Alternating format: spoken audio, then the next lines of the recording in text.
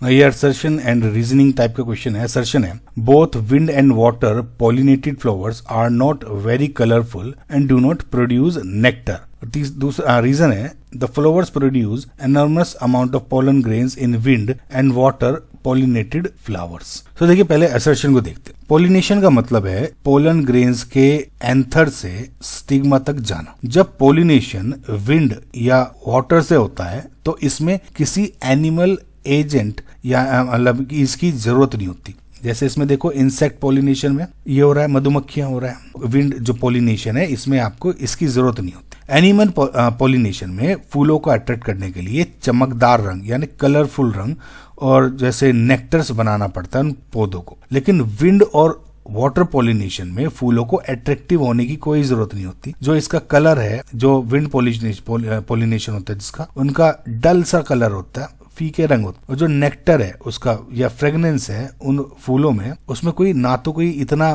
Nectar है और ना ही उसमें कोई इतना फ्रेगनेंस बना पाते हैं, क्योंकि ये एनर्जी वेस्ट करना होगा जब इनकी किसी को अट्रैक्ट करना ही नहीं है।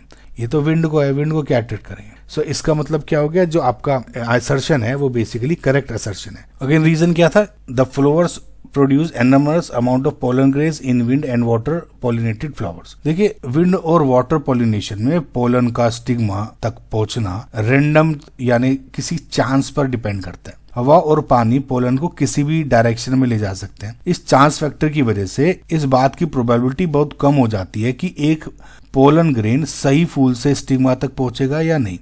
इस वेस्टेज को कंपनसेट करने के लिए ये जो फूल है वो बहुत ज्यादा अमाउंट में पोलन ग्रेन्स बनाते हैं। समझ में? तो इसका मतलब क्या हो गया, this is correct reason. I mean statement सही है, असर्शन एज इन स्टेटमेंट सही है, रीजन एज इन स्टेटमेंट सही है, बट ये कहना कि ये रीजन सही है ये गलत है। समझ में? रीजन क्या है, कलरफुल क्यों नहीं, क्योंकि उनको जरूरत नहीं है, क्योंकि विंड पॉलिनेशन में किसी को अट्रैक्ट नहीं करना है, ना किसी को फ्रेग्रेंस देनी है, इस वजह से। सो इसका मतलब क्या हो गया, both A and two, but R is not the correct explanation of A, यानी ऑप्शन नंबर 2।